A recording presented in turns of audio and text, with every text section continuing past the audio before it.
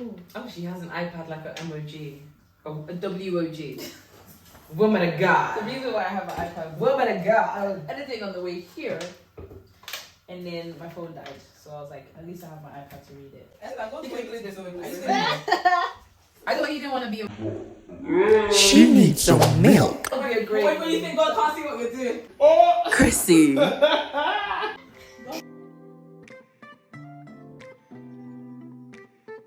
Hi guys, welcome back to episode 7. Today I am here with Elizabeth. Thank you so much for having me here. We are on chapter 7 of Esther, and Haman's about to get killed. Are you giving it away already? Sorry. But yeah, sorry. If you're reading it with us, I'm sorry. But it says Haman impaled on my Bible. So Esther's prepared a lovely banquet. As they were drinking wine the second day, the king again asked Queen Esther, "What is your petition? It will be given to you. What is your request? Even up to half the kingdom, it will be granted." Then Esther answered, "If I found favor with you, your majesty, and if it pleases you, grant me my life. That is my petition, and spare my people. That is my request." So I think how she prepared the banquet to gain favor from the king was like, there's so many different ways that you can gain favor. I think my pastor was talking about favor, and sometimes we feel like it's just this thing that happened, but there's actually different ways Bible mentions someone can get favor, and presenting gifts is actually a way of getting favor. How would she do it to this king though? He has everything. I know. I guess if in a and I know this is funny because the last video started off with relationships, and now this one is too. But you see here that she knew how to get not what she wanted in a negative way. She had a plan. Yeah, she had a plan, and sometimes when we are seeking for favor from God, we have to also present and come to Him and ask as well, and say, "God, I need this from you." Because sometimes we just expect to guess. Yes, she's the queen, but actually she went to her husband and was like, "This is what I need," and she presented a gift. So the same way we'll go to God. Not that we're doing things because we want something from God. She's given the honor that's due. Yes, she's taken those steps, and then also back with the prayer and everything that they've been doing as well. So verse 4: "For I and my people have been sold to be destroyed and killed and annihilated. If we had merely been sold as male and female slaves, I would have kept quiet, because no such distress will justify disturbing the king." Oh my gosh, wait, before you go on, can we just talk about how brave this is? Because obviously she's been in this palace for about a year. I think it's, a year. A couple, yeah. Or is it more than a year? Because she's already been with the king at this point. Yeah, but she's not been there long anyways. Yeah. She's not been there long. And Mordecai has said, don't reveal your identity. But can we talk about the boldness and sudden courage that she's received, where she's gone from being quiet and saying the king hasn't called on me in the last 30 days. And literally at this banquet, which I think it was the second one, as it said in verse 1, she's like, if I found favor with you, grant me my life. And then she goes, I and my people. Like, she's fully saying, this is who I am, this is what I am, in the spur of the moment. I think that's so brave. She didn't even build it up in that moment. She's just like, I'm a Jew. Spare me and my people. I think that we see this growth from a girl who was young and kind of I don't know what I'm getting myself into, and now she's just blossomed into kind of warrior in a sense. Yeah, absolutely. I just thought that was insane, the way she just blurted it out. Because I would have been building up a story so basically, there are these people that and I thought that was I really like that, how you picked that up, because like we said, and even Mordecai said to her, you don't know why you're here. There's a reason and a purpose for why you're here. Maybe this is the time that God said you should be here, so that you can deliver your people. And I think sometimes we might not know why we're in a place until a situation arises, and then you look back okay, this is why I'm here.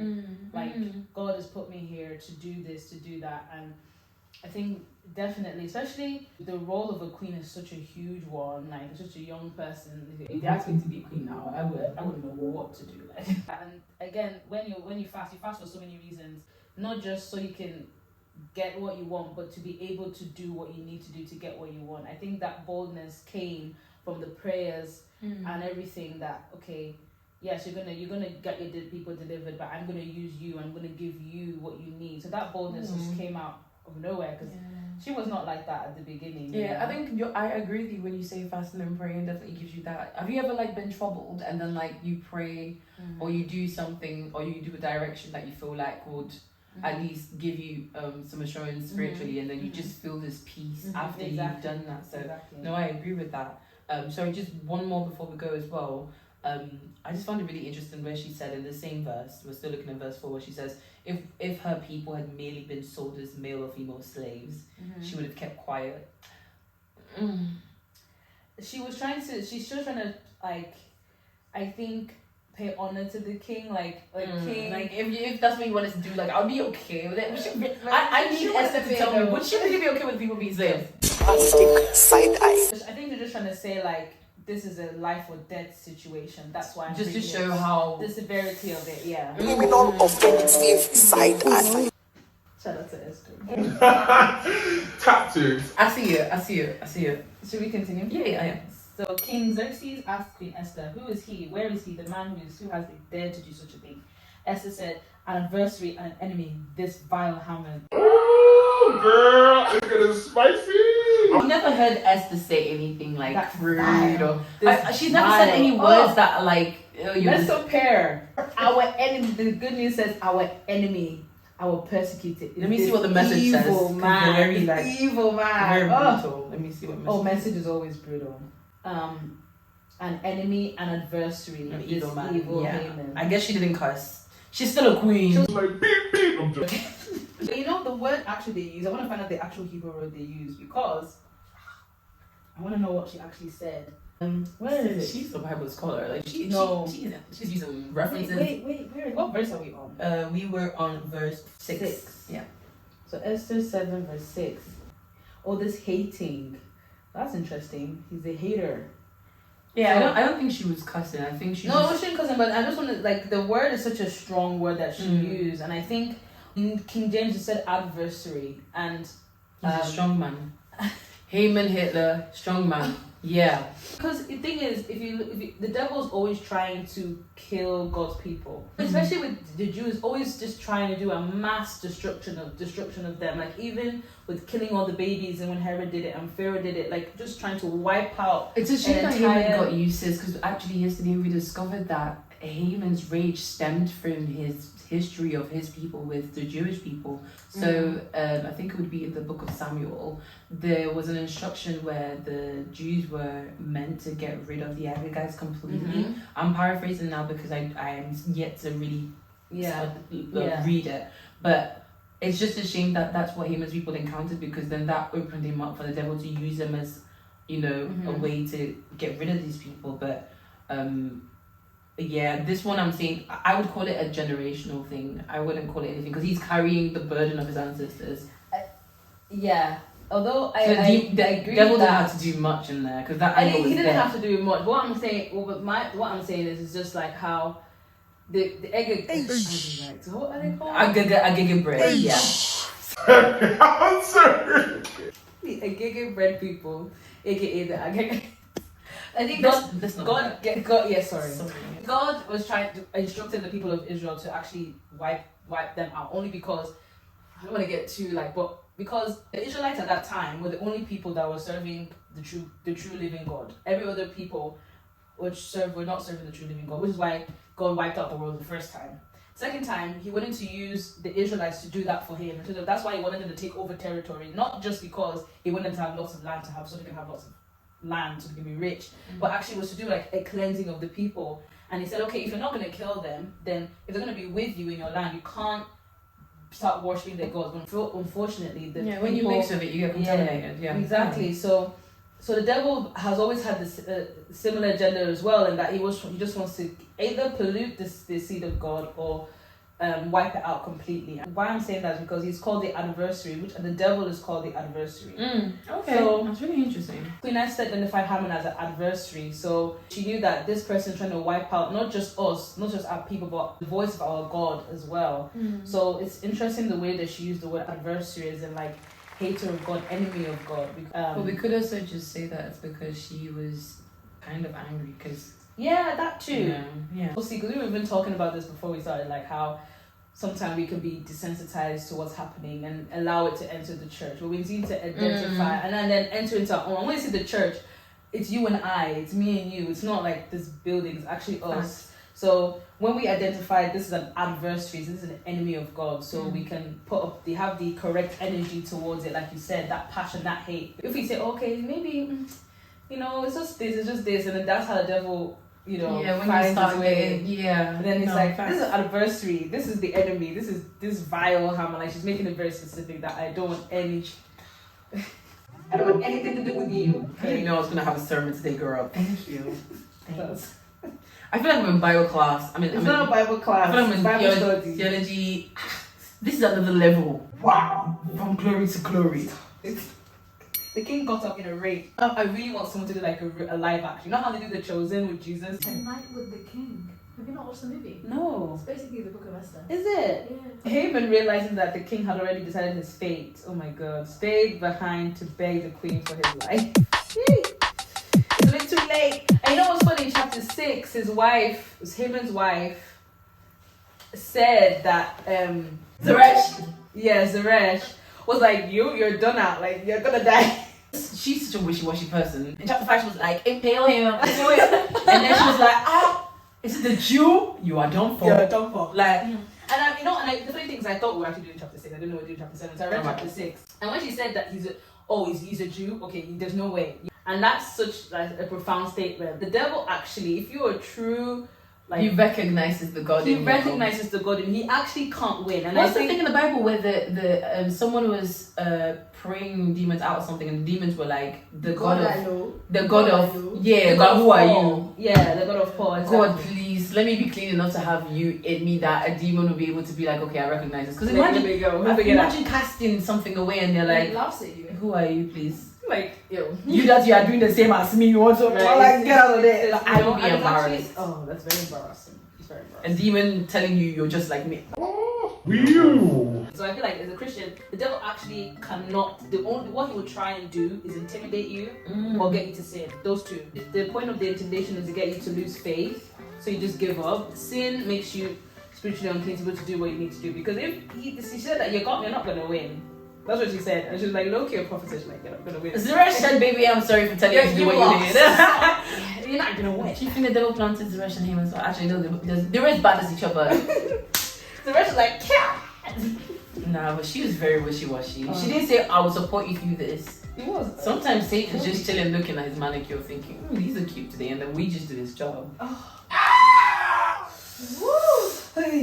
Jesus, help me. I need to get my nails done. Oh my god.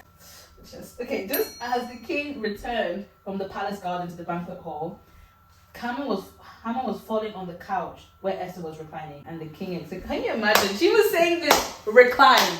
She was saying this standing. She was like, "King, this man about to kill my people." Like, she was lying down and just chilling. That's such a flex. I was like, "And I'll prepare to do it for you in the presence of my enemies." This is it. Whilst God deals with my enemies, I'm gonna be sipping on some wine. I hope she stretched out her legs on the side. She was reclining. Real regal. I said, "I will fight for you, and you will recline." Not just hold your peace. You will recline. Or let me recline while you deal with my enemies in Jesus' name. The king exclaimed, "Will he even molest the queen?"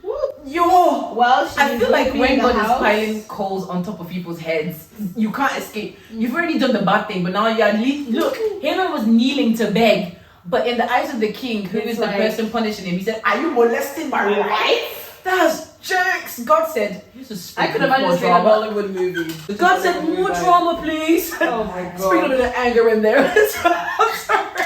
That's too funny. This is message. The king, raging, left his wife and stomped out into the palace garden. Haman stood there pleading with Queen Esther for his life. He could see that the king was finished with him and that he was doomed. As the king came back from the palace garden into the banquet hall, Haman was groveling at the couch on which Esther reclined. I can imagine it. Like really begging for his life. Like, the king roared out, "Will he even molest the queen?" Damn. Will he even molest the queen while I just stand around the corner? When the word left the king's mouth, all the blood drained from Haman's face. Ooh! I'm not gonna lie, I'm enjoying this. Oh, this is insane. I wish the Bible came with video content for back in the day. I just need to see a picture of Haman's face. So then Harbona, verse 9. This Harbona, I'm sorry. First of all, Harbona is mean. Nah, Harbona is, he's petty. Then Harbona, one of the eunuchs, attending the king, said, a pole reaching to her. He is petty. Look at First of all, what's your business? Snitching on Hammond. What's your business? You know what? Harbona's one of those people there that he never liked someone, and once the opportunity comes to that's like when your mom. That's like when your mom is shouting out your other brother and sibling, and you're like, "Mommy, here's the best." You was snitching. Oh, Here's this wooden spoon. and it just instigate. Like, I think you should use this. I think you should use instead. this. It would work better for you. The king said, "Impale him on it." Wow. So they impaled Hammond on the pole. I love the way this ends. It's like this is really dark. But anyway, they impaled Hammond on the pole, and he has nothing but to cry. Then the king's fury subsided. My God. that's my God. insane. During Mama's episode, which was episode 5, we're reading chapter 5, and she said, "Can we just talk about how anger is a spirit?" After this king is roared, according to the Message translation, it all just exploded and got up in rage. Once the deed was done, then the king's fury subsided. It must be a spirit. It must be something that impacts you in the moment. Because how can you be so angry and then now I'm cool because someone has been impaled? That's scary. Because that is true, definitely. How it's a spirit. How once that source of the pain was gone, he was like, Oh, she got him in a pain. He was trying to kill people. Okay, Harbona. Shout out to Harbones. Harbones. But yeah, no, that's the end of chapter 7. It was very short, but it was packed. Guys, this thing is getting juicy. Juicy! I feel like every chapter is so well written that it gives you just enough to hold on to until the next one comes up. Thank you so much, Liz. Please like, Subscribe and comment. and share it as well, please. Mhm. Please. Share it so that Naria can become YouTube famous. Hey, just hope it. Ready to dance. Oh my God. Subscribe. Ready to subscribe. Amen. Ready to like, ready to share. Okay? It doesn't take long. Just the like. Just very simple. Very simple. Thank you so much for coming on once more. You're welcome. And that's it. We'll see you on the next video.